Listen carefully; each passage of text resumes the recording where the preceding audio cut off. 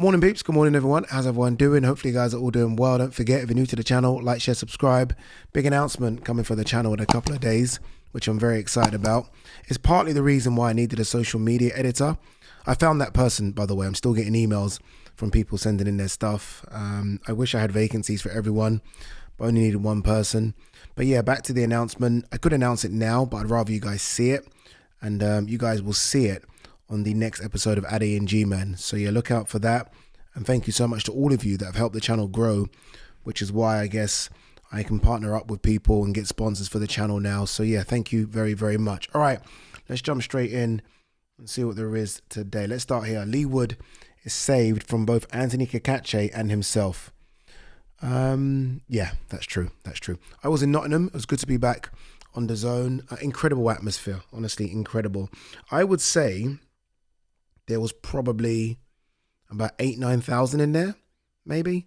It looked nearly full. Like I was looking around and I couldn't see any like black curtains covering sort of empty seats. It was pretty full. And the atmosphere when Leigh Wood walked out. In fact, it started from when Ezra Taylor walked out. We'll get to Ezra in a second. Good win against Troy Jones. But when Leigh walked out, I mean, Jesus Christ, that atmosphere. And to be fair, Cacace had his fans as well. They were predominantly ringside. I'd say there was probably about 400 or 500 of Cacace fans. Sounded like a few thousand, but it's probably about 400 or 500. But back to the fight. It kind of played out the way I expected it to play out. Leigh Wood is 36. Leigh Wood has been out the ring for 19 months. That's the biggest issue. And Leigh Wood's had some wars. Like in the last 4 or 5 fights, it's not been plain sailing. He's got the job done, but it's like been back and forth Rocky stories, hasn't it? So it was always going to be tough against a Cacace, who, yes, is 36, but is clearly a lot fresher than Leigh. He's massive. I'd love to know what they both sort of weighed on fight night. They both weighed 129.8 pounds at the weigh-in on Friday. I think you could see that Cacace is just a lot physically bigger and stronger. And I spoke to Carl Frampton. I didn't know if I said this to you guys in the last video, but I spoke to Carl Frampton, and Carl said that in sparring and fighting, so those two things combined, Cacace's hit him harder than anyone. So Cacace's record of just 8 knockouts is a bit deceiving. This guy can crack. He's very big. He's very rangy. Got really long levers. He likes to switch hit as well. Not as good as some of the slicksters in America, but he switch hits when he realizes there's a bit of a problem. And that can kind of work against you or for you. And it certainly worked for him on Saturday. He's just too good. Too fresh as well. And when they got into a tear up, which you thought, okay, might benefit Leigh, because Leigh, the record book suggests, is a bigger puncher. Cacace was having success there as well. His jab was fantastic. His jab, like Leigh couldn't get off the center line. So whereas Leigh normally comes in with angles, he was coming in a straight line, and Cacace was just taking his head off all the time. And it looked really bad from a judge perspective because Leigh's head just bounced back all the time. But this wasn't a case of Leigh not looking good. It was a case of Cacace just looking better. That's it, really, but better. And look, fair play to Cacace. When I asked him in the ring, he kind of pointed at Leigh and said, look, I know that's not the best Leigh Wood. So he realizes as well that the Leigh he's fighting isn't the Leigh that fought Michael Conlan. It certainly isn't the Leigh that fought Zhu Can or Can Zhu. This Leigh right now has had too many wars, too long out of the ring. I don't care how good you are. 19 months out of the ring, especially when you consider that in 2023, so Leigh's last fight was October 2023 prior to this one. In that year, he had 3 fights. So that's how active he was. Compare that to now. So not only are you getting on, you're not busy. Like if you are busy and you're getting on in age, then fine. But when you're getting on in age and you're just not fighting, and then you are risking it all by jumping up in weight class against a guy who really should be a lightweight, it's going to be a problem. But, you know, I think they got it all right. I think Ben Davison got it right. Like, you could have stopped that fight slightly earlier. But Leigh Wood, you know he's got that. And we've seen him hurt in fights and he just comes back. Again, the Michael Conlan one and the Josh Warrington one are recent in our memories of when he's been down in a fight and seems to find a way. So they gave him every single opportunity to find a way. But the decision was correct. I almost felt like the referee was kind of running to make that decision himself, because Leigh was kind of stumbling around the ring and the ref looked like he was going to try and get in anyway. So I think all in all, perfect decision. For Leigh, I asked Leigh the question about retirement, and obviously, look, I hate asking that question, but you kind of got to ask the question. He was obviously non-committal, which is fair, right? You shouldn't make a decision like right there and then. Go back, watch the tape, speak to your family, speak to your trainer, speak to yourself, and then make the decision. I hope he does call it quits. Again, he's been in a few wars. Hopefully he's made a few quid. I'm sure he has. But he's got built-in excuses as to why not to call it quit. And the biggest one is the 19 months out of the ring. He can say to himself, that wasn't the best version of me. He can say that. And he can maybe look to have fun fights, right, against guys that are maybe coming to the end as well. Maybe he does that. In fact, I'm leaning more to him doing that than retiring. For Cacace, obviously he wants to go to Belfast. He wants this big fight. I think it's against Oshaki Foster. For him, it's just, what's the biggest money fight? He's been world champion before. Is that a want, or is it a case of just give me as much money as possible? He's 36. He's a fantastic fighter, by the way. He's only lost just the once. I remember watching him against Liam Woodstock. That was my first time watching him live. I was there for Talk Sport. I remember thinking, fuck me, this guy's good. But he never really got the opportunity. I think Frank speaks openly and honestly about the fact that he didn't take it as seriously as he should early. I mean, he could have been something like very special if he did. But he's a very good fighter. I would like to see him maybe take a gamble. Maybe take the biggest money fight you can in the lightweight division. And see what's up there, maybe. They know who he is now in America. There's a few sort of people I follow, blogs and people on Twitter who are quite big, outspoken sort of boxing people in America, and they were tweeting about him. So he's got a bit of a fan base in the States now. I think people like his style of fighting as well, but I think they are going to go as Shaki Foster. But look, good luck to both of them in whatever decision they make. Ezra Taylor. I was a bit concerned early. I thought he was getting bullied back to the ropes a bit. I thought Troy Jones was kind of having his way. And then Ezra just seemed to find something. He started to get into his movement. He started to land some really good shots. Like I thought early he was trying to land this one-hitter quitter. And then he realized, okay, this Troy Jones can take a dig. Let me box. Rather than try and knock him out because it's my biggest fight. I'm chief support in what is, again, the biggest fight of my career. I think he was trying to impress people too much. Once he realized, okay, let me just outbox this kid. I think we all saw that there's a special boxer there. The light heavyweight division is incredible. He's now cracked the top 10 for me. Louis Edmondson should be next, but there are great fights out there for him. Dan Aziz is a name that keeps popping up.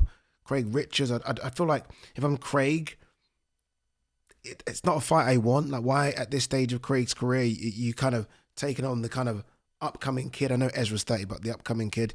So I think maybe a Louis Edmondson or Dan Aziz. There are other names out there, but I think those are the two. They are trying to, looks like, build a Ben Whittaker fight. Who knows? Who knows? I think Ben Whittaker is going to fight Boatsi. I'm convinced that's going to happen. Maybe even next. I was all on board for Yard versus Boatsi. Even with Boatsi losing, he lost in the fight of the year contender. No shame. But they look like they're moving towards this Yard versus Callum Smith showdown, which kind of leaves Boatsi in a weird place. And although Boatsi probably wouldn't want to fight Ben, but Boatsi might look at it and think, Ben's got holes that I can capitalize on. Get him now.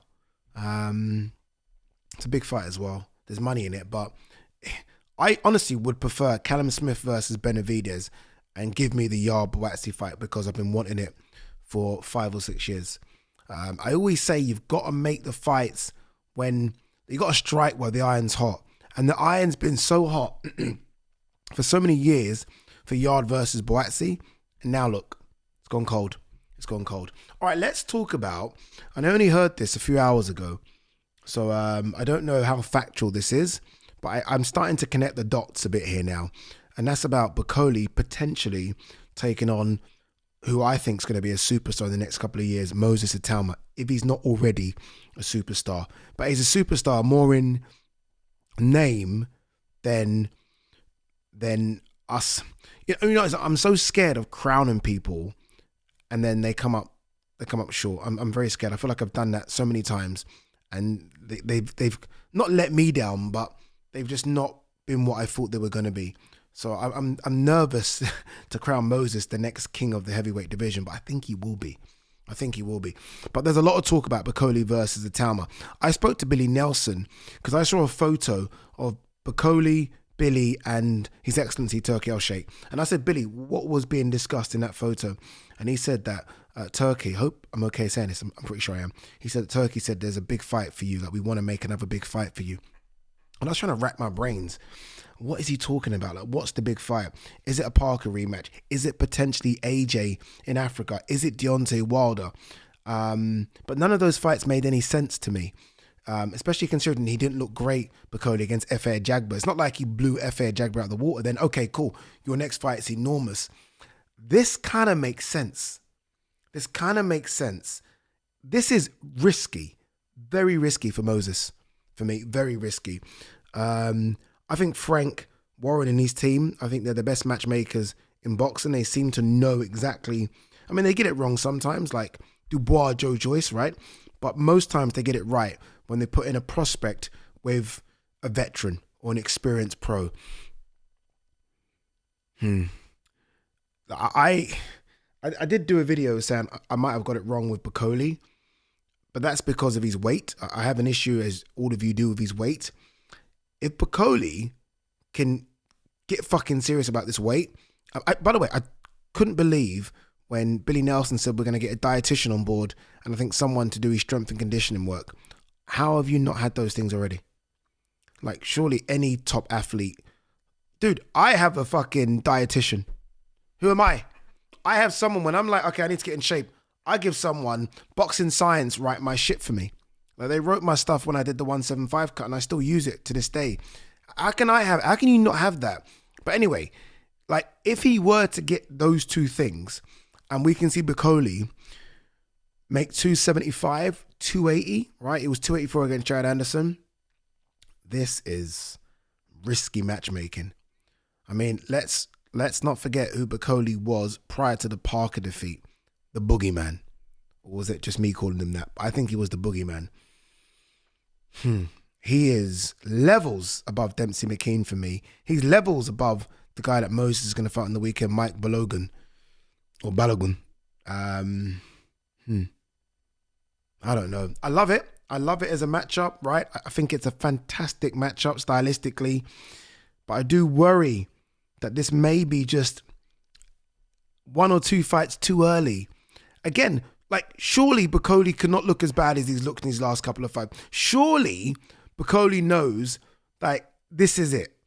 Like, surely you just get fucking serious about your weight. Like, you have to. I'm telling you, if that guy can get serious about his weight, he's a problem. I'm saying it, he's still a problem.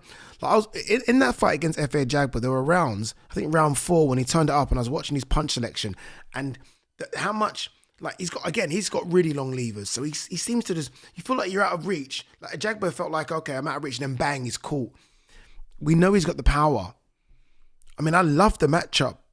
I'm surprised that Team Warren would put Moses in with Bakole, but fuck it, let's do it. I think Moses is the future. And if Moses was to run, if Moses beats Bakole, I'm telling you now, Moses is fighting for a world title shot next. This is how crazy it is. Like, Moses, okay, so Moses fights next weekend, right? So that tells me that they're looking at a Bakole fight potentially undercard of Dubois Usyk or Usyk Dubois. Am I crazy? Is that too soon? Maybe too soon. Maybe too soon for both. So you may be looking at the next big one. So you may be looking at what's in August. Nothing yet in August. Maybe it's a headline act. Maybe it does its own show, right? I'm already thinking of big fight cards on the undercard. So in my head, I'm thinking, does it somehow land on a Canelo Crawford card in America, which wouldn't really make sense? But maybe it headlines its own. Maybe it's it's a perfect O2 Arena fight. If you're trying to build Moses Itauma, don't put him on someone's undercard. Put him as the main attraction. Woo! Great fight, innit? Great fight. Is it too early for Moses?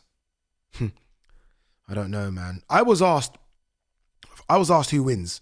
And I said, if Bakole makes weight, if Bakole is healthy, 280, 275, I said Bakole wins now. Obviously, if this fight's in 12 to 18 months' time, I'm going to go Moses. But if Bakoli can make weight, I'm picking Bakoli. Maybe I'm going crazy. Maybe I need to kind of just rub my eyes a bit. But I think Bakoli wins if he can make weight. If he can't make weight, then if Bakoli comes in at 300 pounds, it's a wrap. It's a wrap. If he comes in at 275, it's a wrap the other way. That's what I think. All right, Savannah Marshall and Chantel Cameron join MVP. Wasn't Chantel Cameron with Warren? I mean, I said this, MVP are hoovering up all the females. Smart because I don't think anyone's really putting any stock into them. From the outside looking in, no one's putting stock into it anymore. It had its high 3-4 years ago, and I say it's high, I'm talking about female boxing, and then it's kind of dipped a little bit for me. Removing, obviously, Taylor Serrano, it's kind of dipped a little bit.